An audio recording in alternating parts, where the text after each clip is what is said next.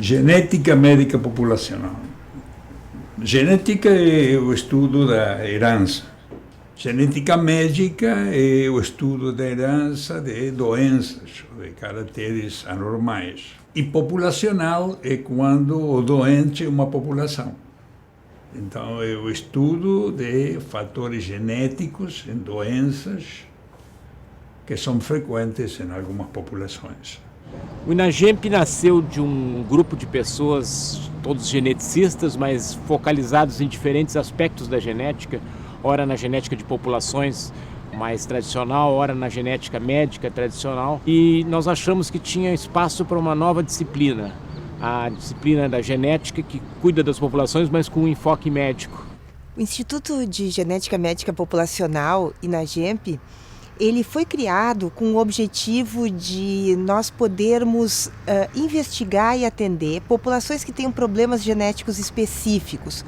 Uma proposta inovadora, não só no Brasil, mas em termos mundiais, e que está crescendo como uma disciplina, como uma maneira de estudar as doenças genéticas e também de aprender com as doenças genéticas, como desenvolver novos tratamentos, como desenvolver novos métodos de diagnóstico. Então, é toda uma avenida nova que se abre com a genética médica populacional. Então aqui agora nós vamos apresentar 4 projetos diferentes que vão ilustrar situações diferentes, geneticamente falando ou culturalmente falando, e que vão ilustrar situações diferentes do Brasil.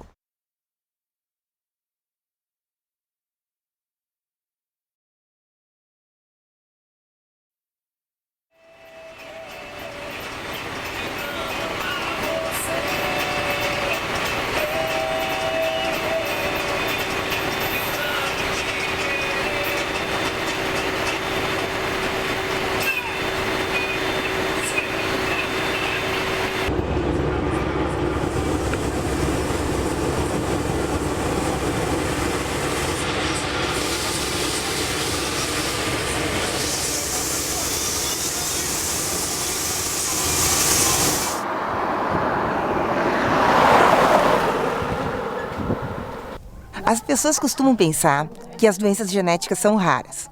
E isso é verdade, se a gente considerar as doenças genéticas isoladamente.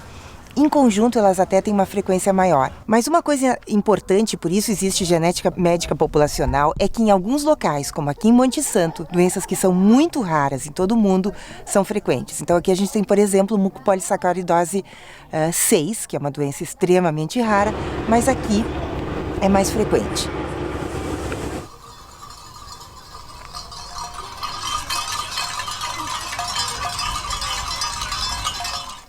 A mucopolissacaridose tipo 6, ou MPS6, como é mais facilmente dita, é um erro inato do metabolismo causado por uma deficiência na atividade de uma enzima metabólica que degrada glicosaminoglicano. E essa deficiência faz com que vários órgãos não trabalhem de uma maneira eficiente e vai acumulando em diversos tecidos, provocando um dano de vários sistemas. Então provoca danos de crescimento, provoca danos cardíacos, oftalmológicos, respiratórios. Então é uma doença realmente muito grave, crônica, progressiva e que evolui para óbito por volta do início da segunda década. Ao nascimento ela não é percebida clinicamente, não está incluída dentro das doenças do programa de triagem neonatal, então ela só pode ser percebida através da manifestação clínica, que geralmente aparece raramente antes do primeiro ano de vida. E como é uma doença rara, se torna também difícil de um médico suspeitar dessa doença, então com isso retarda mais ainda o diagnóstico. Depois que o projeto começou a vir, quando eu comecei a conhecer a equipe, começou a haver um outro olhar e essas crianças sim começaram a surgir, porque até então elas eram escondidas. As famílias que tinham essas crianças ou esses entes portadores de alguma doença genética, eles eram excluídos. O papel mais importante que eu achei foi a questão de conscientizar a família. O cuidado que a gente teve sempre foi de não estigmatizar a população, de não criar uma sensação pejorativa de que era uma cidade com grandes problemas, com grandes doenças.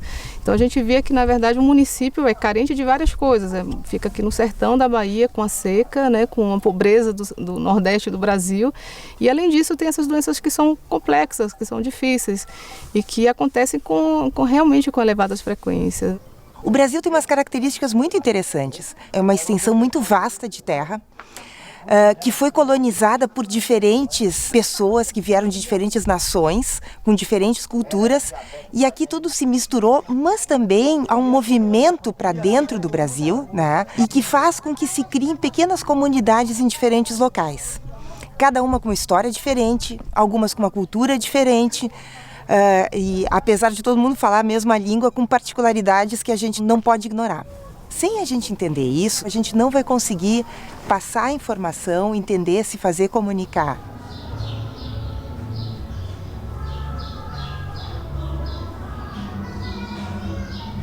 Monte Santo, o nome era Fazenda Piquaraçá.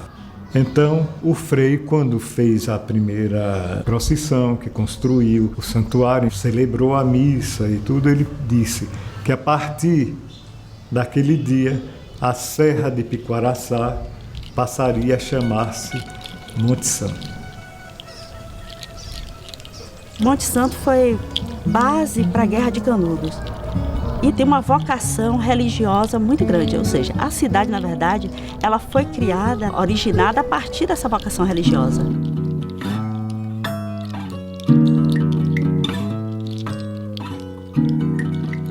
Conta Euclides da Cunha, no livro Sertões, que quando o conselheiro ajoelhou-se no altar da Santa Cruz, as paredes começaram a gotejar. E da face da Nossa Senhora, da imagem da Nossa Senhora que tem lá, escorreu uma lágrima de sangue. E a partir daí foi que aconteceu a guerra.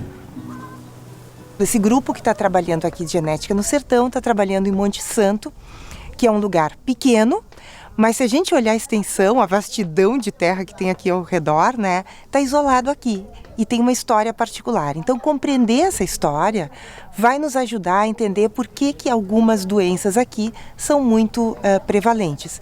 Tudo começou com uma família onde tinha 2 filhos com MPS 6, que são os filhos do seu Zé. A incidência no mundo é em torno de 1 para 200 mil, 1 para 300 mil. Um município com 50 mil habitantes, tendo 2 crianças, isso já nos chamou bastante atenção. E ele colocava sempre que existiam outros casos.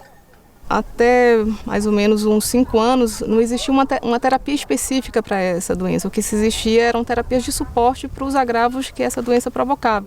Com o advento da terapia de reposição enzimática, essa doença realmente tem tido um impacto muito grande na sua história natural.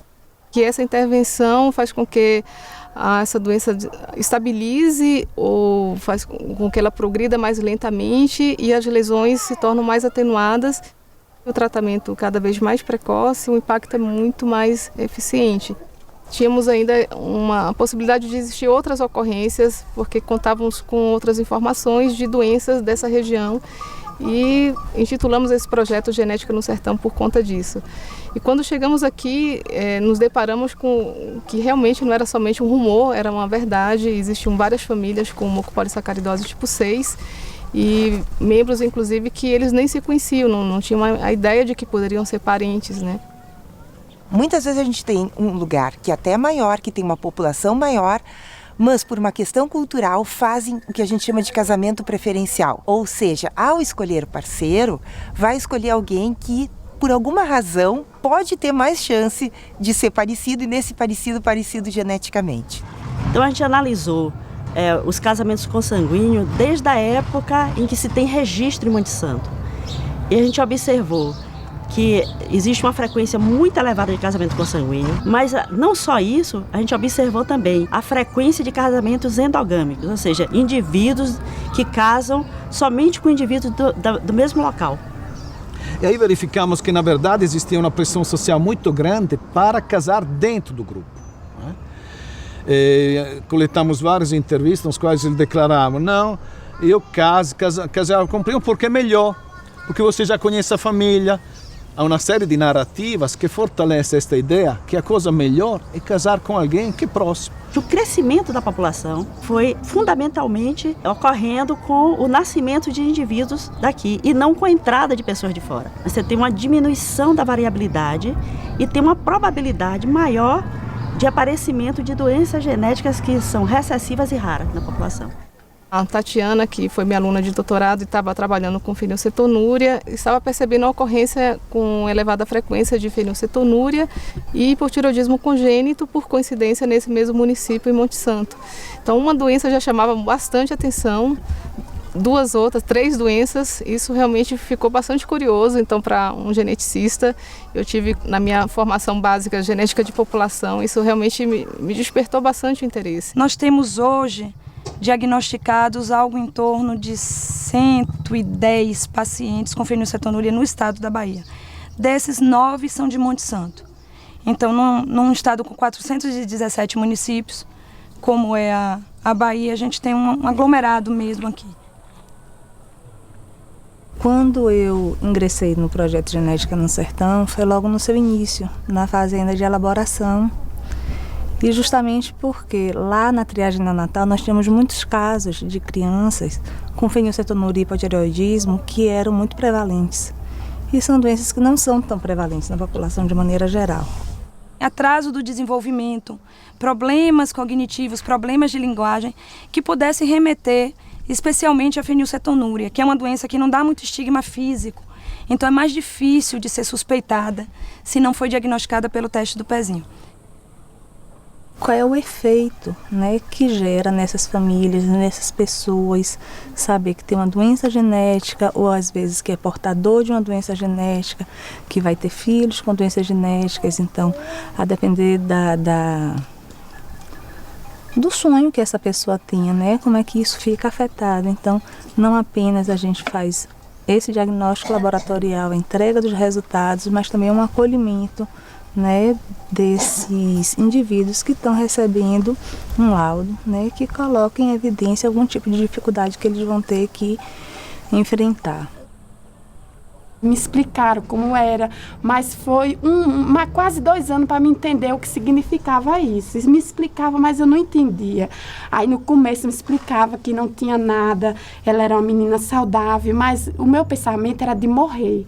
Morrer, ficar paralítica e morrer, né? Eu não acreditava que ela ia viver, ficar saudável. Depois foi crescendo, fortinha, saudável, nunca me deu um trabalho de nada. É inteligente na escola, não tem sintomas nenhum. Hoje só tem que agradecer mesmo.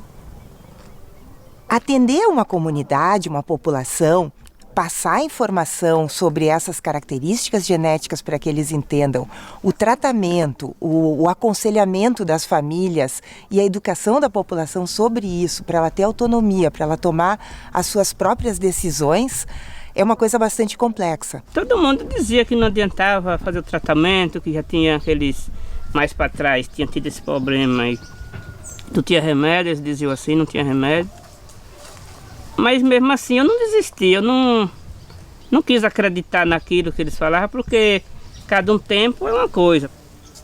Deus preparou que no tempo passado não existia a medicina, não existia o cuidado, a boa vontade, força de vontade da medicina, né? Acho que existia, só que era um meio mais devagar, né? O esforço que vocês fizeram de vir esse medicamento aí para o Monte Santo já foi uma coisa que eu nunca pensava. As experiências de vida dessas famílias é singular, é única. Então é uma riqueza aqui profunda desse município. Então, apesar de o cansaço físico é extremamente extenuante, mas assim, o que se consegue em termos de riqueza, de cultura, de experiência de vida, isso marca muito. Eu acho que eu sou apaixonada mesmo por Monte Santo e por esse projeto. Eu acho que eu me dedico de corpo e alma, de certa forma, assim.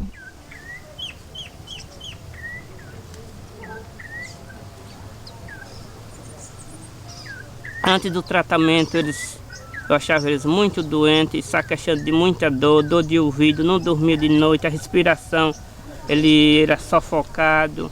Hoje não, dorme tranquilo, se for possível, dorme a noite toda, não levanta, não vê sufocação, a não ser quando tem assim um problema de gripe. Quando gripe, eu acho ele bem tranquilo. E a medicação, eu acho que foi uma ajuda, não é uma ajuda assim que vai dizer, vai ser uma pessoa igual a gente, mas a gente vê uma melhora boa neles. O que tu mais gosta de fazer? Brincar. De moto? Prefere andar devagar ou andar rápido? Rápido. Posso ir? Pode. Um ponto que eu trago muito para discussão e que eu acho que a realidade de Monte Santo mostra muito isso é qual é a aposta que eu faço nesse filho doente, né? E que a gente vem observando que com a intervenção, com o acolhimento, com o tipo de trabalho junto, né, que realmente busca encaminhar algum tipo de solução para essa dificuldade, eles voltam a apostar nesses filhos. A gente ia de moto, aí colocava um na frente, a bolsa na frente, um no colo, outro no outro, e a Júlia segurando os dois. A gente ia debaixo de chuva, sol, meia-noite, madrugada, e a gente seguia a viagem, não preocupado, mas devido a gente querer aqui aquela melhora para os meninos, a gente não estava nem aí, não estava chovendo, se tinha sol, se tinha perigo na estrada, não estava nem aí, a gente seguia a viagem. É bom ser nordestino e ser sertanejo.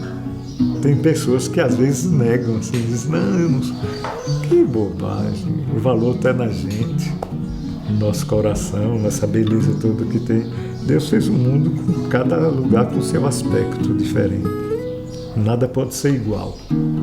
Eu acho que cada terra dessa tem uma função em relação à vida do mundo. Uma é seca, outra chove mais, é um equilíbrio. E é um povo forte, viu? É muito forte. O Euclides disse uma frase com sertanejo muito bem aplicada. O sertanejo é mais do que um forte.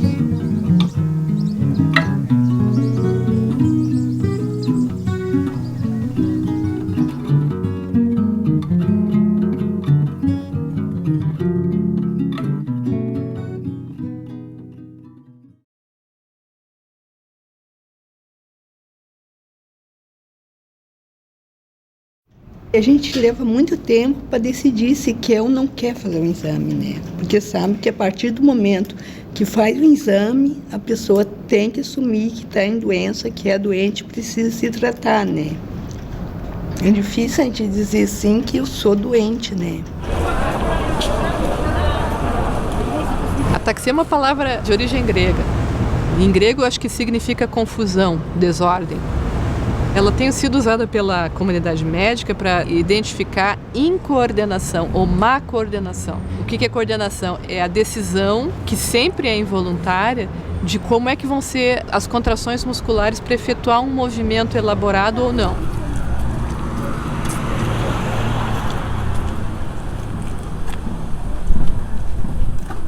O meu nome é Maribel Duarte de Matos, tenho 47 anos. Tenho uma ferragem em Cachoeirinha, sou casada há 25 anos, tenho dois filhos, uma guria com 21 anos e um guri com 14. Trabalho na ferragem, né? E sou portadora da ataxia da José Machado.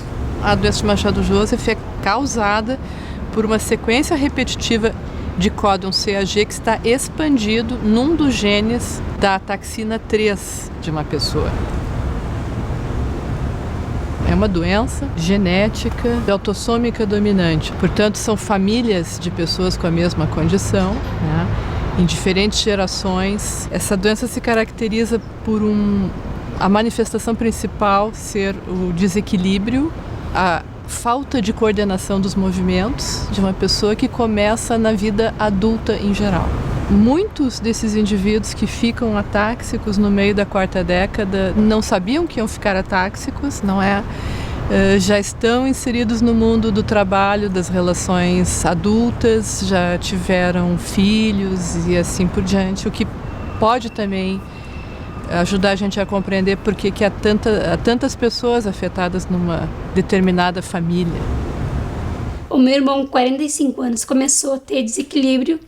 Ele foi no hospital de clínicas e fizeram o exame, né? E deu que ele tinha essa doença. Daí eu fiquei com medo de fazer na época, não tinha desequilíbrio. Então eu esperei uns 5 anos, só que daí agora eu vi que eu tô com um desequilíbrio. E daí fui no hospital de clínicas para fazer o diagnóstico, né? Daí fiz e crente que eu não tinha, né? Eu digo, vê que é uma coisa da minha cabeça, se desequilíbrio é uma coisa... não tenho, mas fui lá e deu resultado positivo, né? A primeira vez que essa doença foi reconhecida na literatura médica foi em 1972. Primeiro, um grupo de clínicos norte-americanos identificou uma família na costa leste, no Massachusetts. No mesmo ano, um outro grupo de clínicos descreveu outra família na mesma região geográfica. Em 76 foi a vez da costa oeste. Então, quando esses 3 relatos aparecem, entre 72 e 76, a comunidade de neurologistas e de gente que trabalha com genética clínica foi alertada para uma condição que tinha em comum não só a manifestação neurológica, mas a herança e uma ancestralidade específica que é a açoriana. Um dos nomes que foi dado foi doença dos Açores. E se identificou que realmente lá havia uma prevalência muito grande desse problema genético relacionado à ataxia. E realmente se construiu esse conceito de que a doença de Machado Joseph tem uma origem açoriana e talvez dessa origem tivesse acontecido a disseminação pelo mundo. A sugestão é que os nossos pacientes, hoje em dia, portadores de doença de Machado Joseph, talvez tenham entre si a herança de um gene ancestral que possa ser açoriano.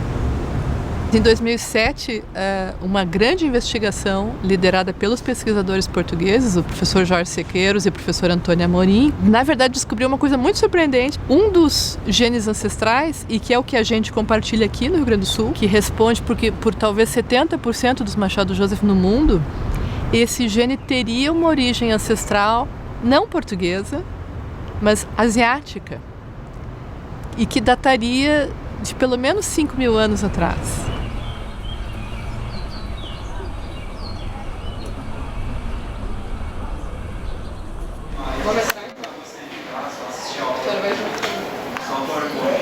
Aos 3 anos, acho, desde ali com desequilíbrio, daí eu comecei, eu digo, já caí, porque eu tava já com desequilíbrio, né, então daí eu acho que é por causa disso.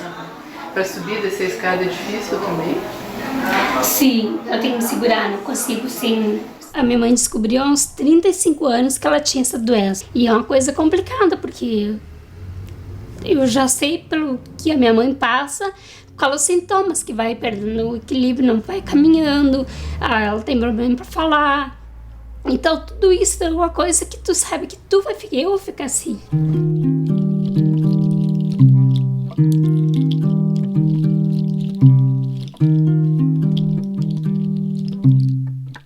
O primeiro dos movimentos envolvidos quase sempre é a caminhada, né? Eles começam a ficar trôpegos, a não ter a boa direção da marcha que eles escolhem realizar, e frequentemente são confundidos com pessoas embriagadas. Tende a ser progressivo, né? Então a pessoa paulatinamente vai ficando mais desequilibrada, isso vai ficando mais aparente, e mais cedo ou mais tarde possivelmente vai haver uma incapacidade da caminhada de forma independente.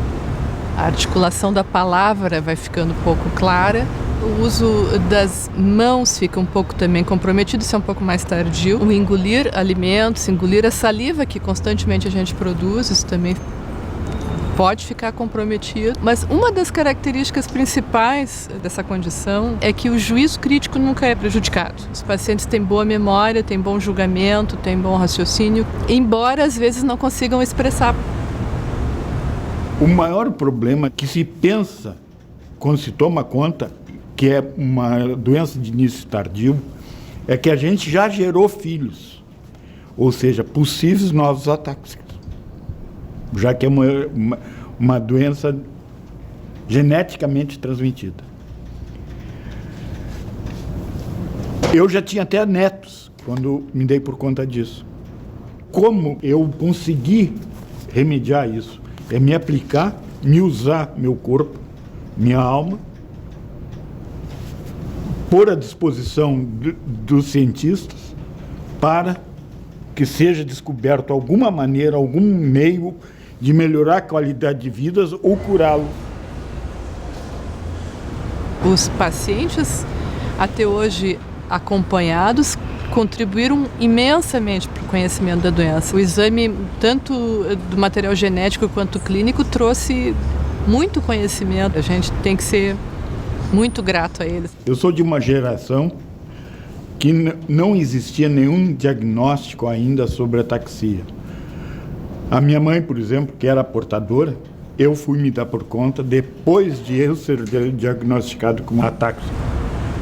Então, em questão de 13 anos, nós temos 179 famílias. A gente tem mais de 400 pacientes. Onde é que eles estavam antes? Eles estavam aí, mas eles estavam sem diagnóstico e ocultos.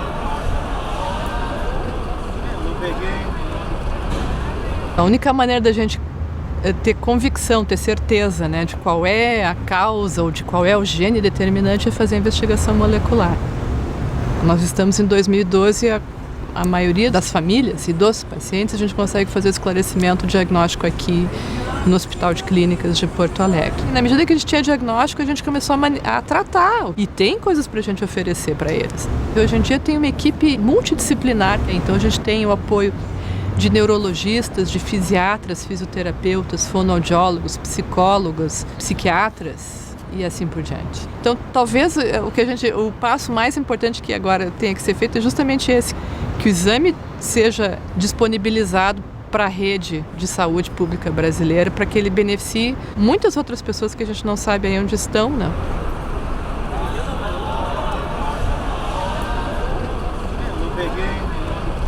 A principal contribuição que a gente pode ter dado, ou está dando à doença agora, é um estudo sobre um medicamento. Então, assim, qual é a eficácia e a segurança de um medicamento que a gente elegeu e que é o carbonato de lítio, tá?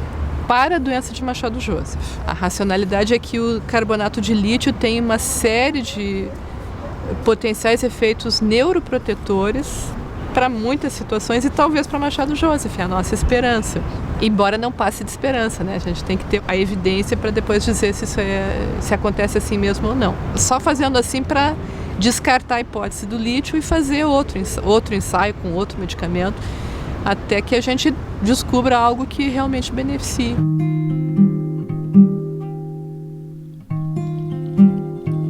Um outro fronte aberto em relação à investigação é a capacidade que um indivíduo em risco, por ser filho de um afetado, tem hoje em dia de decidir saber ou não o seu estado genético. As pessoas em risco podem querer saber, porque vai ser mais uma informação na cadeia de variáveis que ele vai somar para tomar decisões na sua vida, para fazer suas escolhas em relação à sua vida. A escolher a sua profissão, a escolher onde é que ele vai investir mais ou não o seu tempo, o seu dinheiro, os seus afetos, a escolher se vai ter ou não vai ter filhos, né? Isso pode ser benéfico para algumas pessoas, né? E então eu vejo como uma vantagem adicional, né, que a comunidade científica trouxe para essas famílias com essa condição.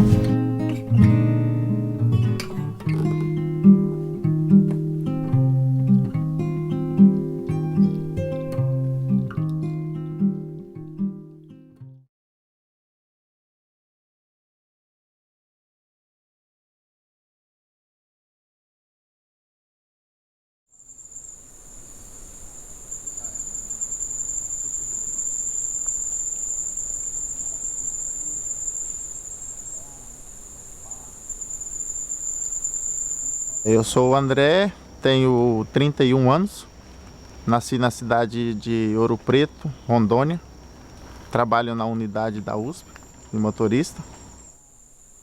A leishmaniose tem muito aqui na região, eu nunca tive o desprazer de ter essa doença, né? Mas malária, já tive várias vezes.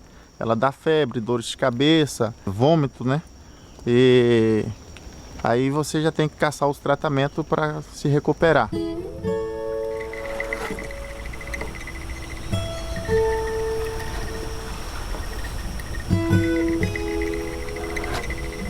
Na malária, a causa primeira é a infecção pelo plasmódio. Então, é necessário que o indivíduo tenha sido exposto ao plasmódio para que ele desenvolva a malária. Dessa forma, a genética não é a principal causa da doença. Não pode-se nem dizer que ela é uma causa, mas ela é um fator que predispõe ou protege o indivíduo da infecção. Tem alguns tipos sanguíneos que são refratários à entrada do parasita dentro do glóbulo vermelho. Para o parasita entrar no glóbulo vermelho, ele não só entra, ele precisa identificar uma proteína, uma glicoproteína específica, que ele se liga e aquilo lá faz com que ele consiga penetrar a célula sem rompê-la para poder se multiplicar dentro da célula. Se a pessoa não tem esse receptor, o parasita fica batendo na hemácia, no glóbulo vermelho, e não penetra e não completa o ciclo. E algumas pessoas não têm essas proteínas e elas têm tipos sanguíneos diferenciados que protegem naturalmente a pessoa. O INAGEMP hoje, na área de doenças complexas, os projetos são capitaneados pelo professor Henrique Krieger. Nós estamos investigando a questão da malária em Rondônia, montando uma linha de investigação de leishmania. Então, quais são os fatores genéticos que influenciam a evolução da leishmania? É muito importante, quando você pretende estudar as causas genéticas de uma doença complexa, que você procure um grupo ou uma população que tenha uma forte exposição ao agente infeccioso. Em Rondônia, o INAGEMP tem uma atuação muito focada no município de Montenegro. A equipe capitaneada lá pelo Dr. Luiz Marcelo, que coordena um grande número de estudantes de medicina, alguns médicos voltados para atenção básica, serviço ambulatorial. Montenegro é uma cidadezinha de 15 mil habitantes, no centro-oeste de Rondônia. Ela tem seus 20 anos de existência, portanto uma cidade jovem, como a maioria das cidades aqui de Rondônia. E ela é fruto do projeto de colonização do INCRA na década de 70, que acabou trazendo as pessoas do sul e do sudeste, do meu ponto de vista, sem nenhuma condição de sobrevida. Então o que a gente tem hoje aqui são sobreviventes.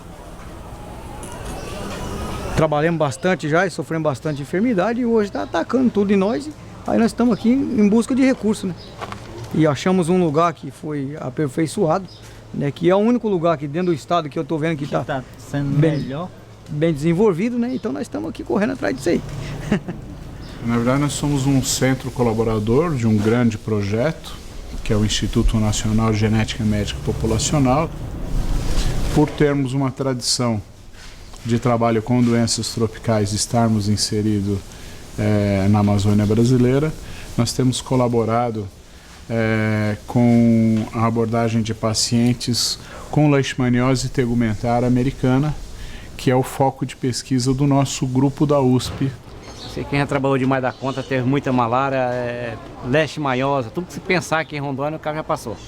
Quase os 40 anos de Rondônia, o trem aqui foi doído, só que hoje melhorou mais. Eu faço a abordagem dos pacientes do ponto de vista clínico e cirúrgico. Abordo os pacientes, faço questionário, examino, faço o diagnóstico e faço a retirada de amostras de tecidos e de sangue que interessam ao pessoal da genética. Então a gente pode dividir o componente com os geneticistas, o professor Krieger, o professor Ricardo, e eu aqui como médico fazendo a abordagem dos pacientes. Meu problema é a leishmaniose, estou aí na leishmaniose, estou até parando aqui em Montenegro mesmo, por causa do tratamento, né? Tem que ficar aí tomado no hospital. A leishmaniose é uma doença de um desafio imenso, porque ela se trata de uma zoonose, na verdade. A zoonose é aquela doença que ocorre entre animais, e ela é uma doença que é transmitida dentro da floresta, primordialmente, entre animais como o tatu, o tamanduá, o bicho preguiça, principalmente, o gambá, a raposa e os dípteros, que são mosquitos, entre aspas, que são flebotomíneos, que picam esses animais, e o homem, quando entra na floresta para fazer a derrubada, para caçar, para pescar, ou para passear, ou por algum outro motivo, acaba sendo picado por esses flebotomíneos, e no local da picada inocula-se o parasito, e esse parasito é um corpo estranho na pele da gente, e o nosso organismo responde contra esse parasito com uma reação inflamatória. Essa reação inflamatória vai produzir a lesão do tecido, a destruição do tecido, que forma a úlcera, que é a úlcera leishmaniótica. Aqui em Rondônia ocorrem duas formas principais de leishmania, a leishmania cutânea e a leishmania mucosa. Normalmente o indivíduo apresenta uma leishmania cutânea, que é curada ou os sintomas desaparecem e ela permanece meio que dormente. E depois de uns anos ele desenvolve a forma mucosa. Não é claro a etiologia, o motivo pelo qual essa forma mucosa aparece. Pode ser que haja genes nas pessoas, no indivíduo, que levem ao aparecimento dessa forma mucosa. Porque se a gente soubesse de antemão que esse indivíduo tem uma grande chance de apresentar a forma mucosa, ou mesmo, esse indivíduo tem uma resistência, ele não vai apresentar, poderia ser mudadas as práticas de política pública. Porque um indivíduo que tem leishmania, ele deve ser acompanhado durante 10 anos por um otorrino em busca da forma mucosa, né? Então é um acompanhamento complicado para o indivíduo, nem todos seguem. É complicado para o sistema de saúde, mas que é necessário, porque hoje não é sabido qual indivíduo vai ou não vai desenvolver a forma mucosa. A pesquisa retroalimenta a universidade, o conhecimento humano, propiciando então informações e aperfeiçoamento de técnicas, de métodos, de drogas, de técnicas diagnósticas, enfim. Com o aparecimento dos microarranjos ou microarrays, né, que é uma técnica que ela permite uma abordagem do genoma todo ao mesmo tempo, houve uma grande evolução, porque a gente deixa de ter que trabalhar com alguns poucos genes candidatos e a gente trabalha com polimorfismos que estão ao longo de todo o genoma. Esses estudos são chamados estudos de Genome Wide Association Analysis, que são os GWAS, né? Então, análise de varredura genômica em português, e é a abordagem que a gente vem trazendo. É um dos primeiros grupos a aplicar essa metodologia no Brasil.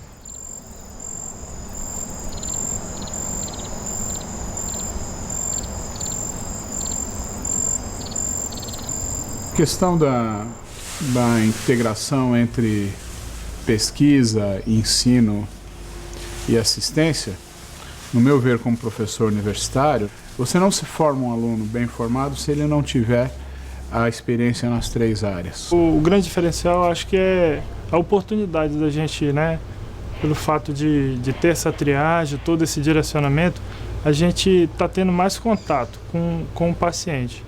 Por exemplo, peguei um paciente aí que a família toda já teve, você consegue ver várias formas da doença, fica bem mais fácil assim de assimilar o aprendizado teórico com prática.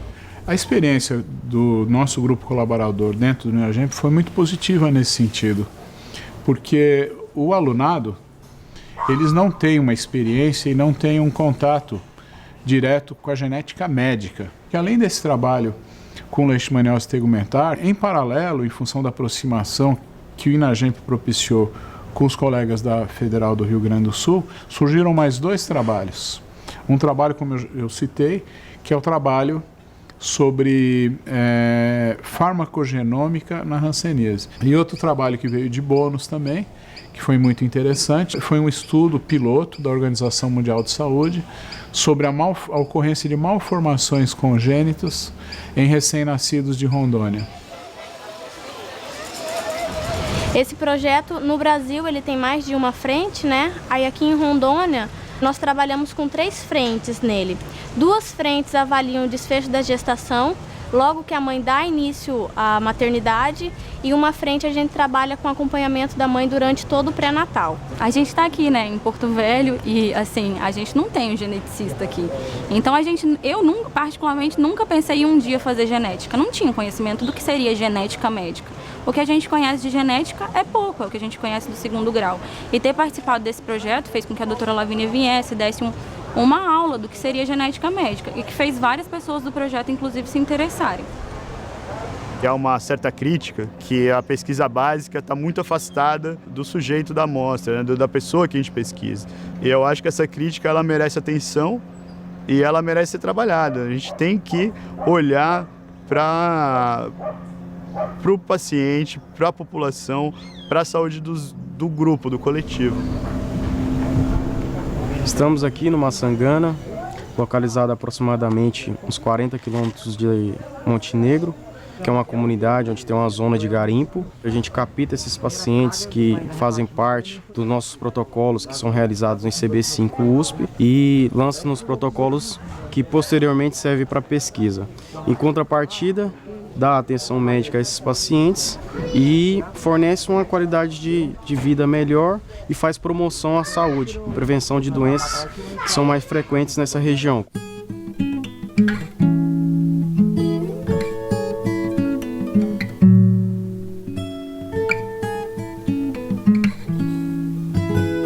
Eu, particularmente, tinha uma visão da Amazônia diferente da que eu tenho hoje. Eu via a Amazônia como uma coisa que estava lá, que precisava ali ser preservada, deve ser preservada, mas que também tem que haver um diálogo com quem está aqui, né? A gente não pode, de São Paulo, querer ditar regra para a preservação da Amazônia. E essa aproximação, por meio da pesquisa, ela é necessária, ela é saudável, traz resultados interessantes e importantes, tanto para a pesquisa quanto para as populações. Tá bom aqui?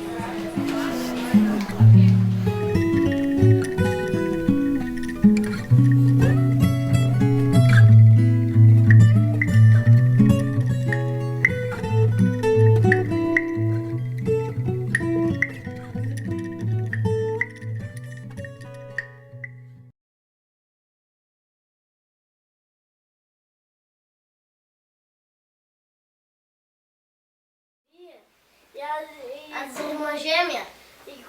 As irmãs gêmeas? Elas colocaram no caixão. Não, caixão não, mamãe. Às vezes a gente pensa, na linha São Pedro, um lugarzinho tão pequeno lá, né, que deu tantos gêmeos. Eu acho que esse fenômeno de gêmeos é na genética, não é nem na comida, nem na água. Eu não acredito. Sabe-se de pessoas que vêm de perto e de longe, que tem muita fé, que bebendo a água do lugar, que ela influencia. Se isso está associado à água, à fé ou à crença, aí fica um mistério. Na nossa opinião, é um fenômeno genético, pelo menos na nossa família. Não sei se tem alguma coisa a ver com, sei lá, com Mengele, que é o que contam. Nós não admitimos vinculações à passagem de Joseph Mengele. Nós não somos pessoas ligadas a isso. Eu vejo assim aquele fenômeno do Mengele ter influenciado, para quem é de fora, até acredito que seja possível eles pensar numa forma assim, né?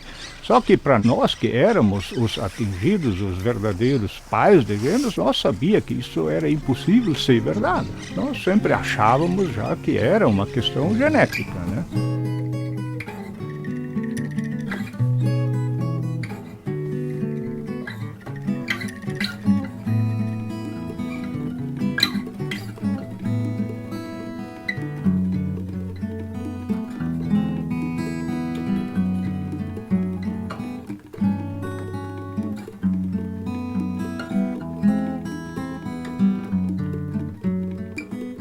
Cândido Godói é uma cidade cujo município mesmo ele se estrutura, ele se separa de Santa Rosa na década de 60. Mas a comunidade onde existe a maior prevalência de gêmeos, que é a linha São Pedro, é formada por imigrantes de ancestralidade alemã, mas que não vieram direto da Alemanha. Já eram imigrantes que primeiro se estabeleceram em cidades no Rio Grande do Sul, como São Leopoldo e outras de colonização alemã, e depois vieram migrando internamente até chegar aqui em Cândido Godói. Eles vieram morar aqui em 1942. Com uma carroça. Vieram, então a mudança foi em cima de uma carroça que veio de Santo Ângelo até aqui. Essas famílias fundadoras chegam aqui nessa região no início do século XX. São poucas famílias e se mantêm de uma maneira geral isoladas. Nem se podia falar português com os pequenos alunos. Tu tinha que falar a língua que eles entendiam, senão não havia comunicação.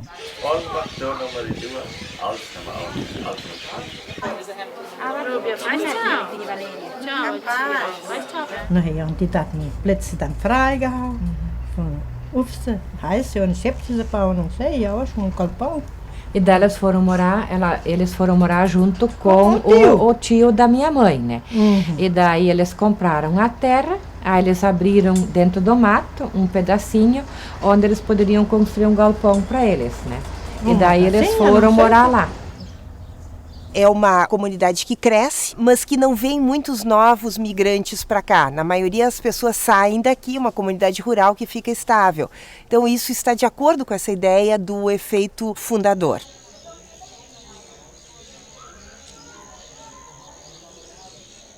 Esse projeto aqui em Cândido Godói ele tem uma característica particular. Não se trata de uma doença. Então, o que acontece aqui? É uma comunidade que tem uma frequência alta de nascimentos de crianças gêmeas.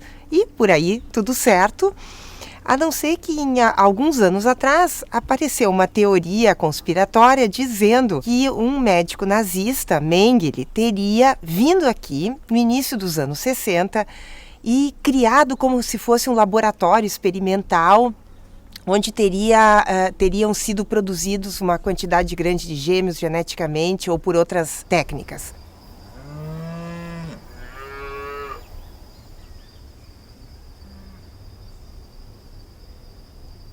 A gente usou duas estratégias complementares que foram as seguintes. A primeira, nós resolvemos verificar uma hipótese. Se Mengele teria tido um efeito na frequência de gêmeos, esse aumento de gêmeos teria de ser a partir de 1960, por aí. Se isso fosse verdade, o que sobra para eles? Das duas, uma. Ou eles são colaboradores do Mengele e fizeram isso de boa vontade, porque eles acreditavam, etc., o que é horrível. Ou eles são pessoas totalmente sem noção do que está acontecendo, que alguém de fora chega na comunidade, faz uma coisa dessas e ninguém se dá conta. Quer dizer, o que também é horrível. Então, é uma teoria que deixa eles sempre numa situação muito desconfortável. Então, nós fizemos um artifício muito simples. Nós fomos para registros de nascimento e de batizado e conseguimos traçar e registrar os batismos de crianças aqui na região de Cândido Godói desde o início do século XX. E aí nós mostramos que não há uma diferença na frequência de nascimento de gêmeos. Então a nossa hipótese baseou num fenômeno que a gente conhece em genética de populações, que é o chamado efeito fundador. Quando uma pequena comunidade se estabelece a partir de uma comunidade maior, algumas vezes, algumas pessoas que têm uma característica genética que pode ser muito rara na população original, vêm para esse local e ficam mais concentrados e essa característica genética se torna frequente. Então pensamos, vamos investigar que características genéticas poderiam haver aqui que estivessem estimulando ou predispondo ao nascimento de gêmeos. E chegamos a uma descoberta, uma variante de uma proteína chamada P53, que é relacionada à fertilidade. Ela tem uma frequência aqui bem mais alta do que no resto da população brasileira e também é mais alta em mães de gêmeos do que em mães de não gêmeos que nasceram aqui em Cândido Godói. Uma coisa importante que nós tentamos desenvolver aqui é essa questão de a gente trabalhar no empoderamento da comunidade. O que eu quero dizer com isso? Imaginem o seguinte, nós temos então uma comunidade que tem uma alta frequência de gêmeos, mas que tem a explicação deles, que é a água ou então a vontade de Deus, né?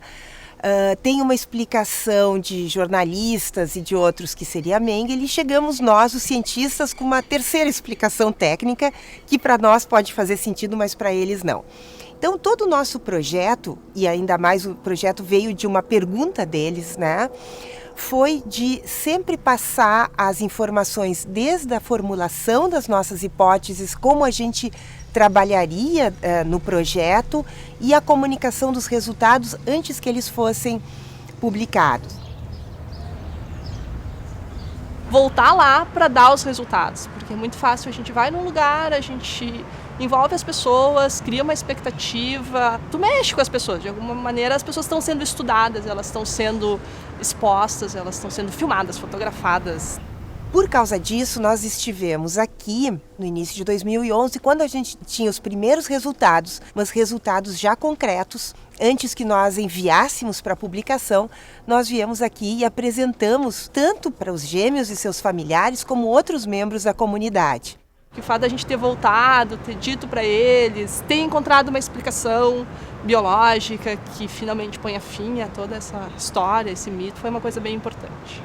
Hoje nós estamos muito felizes com esse processo todo, porque muitas vezes hoje tu relata e o pessoal pergunta: onde fica o município de Cândido Godói? Na época se dizia que Cândido Godói fica próximo a Santa Rosa. Hoje nós podemos dizer de boca cheia: Cândido Godói é a terra dos gêmeos. Eu penso que pudesse ser um alerta para o mundo, né? Já vários acontecimentos dão em tempo de crise para chamar a atenção, né?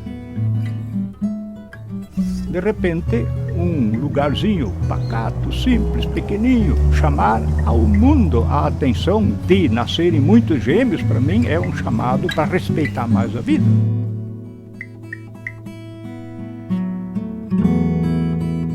Independentemente do fato médico, a primeira obrigação é comunicar à população o conhecimento que você recolheu até esse momento com respeito à ocorrência da doença. Isso é, primeiro, uma obrigação moral.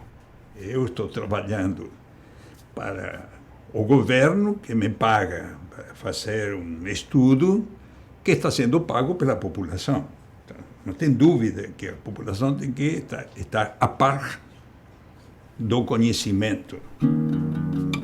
Nós estamos ainda num caminho, mas já aprendemos muita coisa. Então, a genética médica populacional no Brasil se estrutura através de diversos projetos, mas com o INAGEMP a gente consegue reunir vários deles, dar a eles uma característica comum, um resultado comum, e que isso possa ser aplicado para gerações futuras de cientistas, de médicos e assim por diante.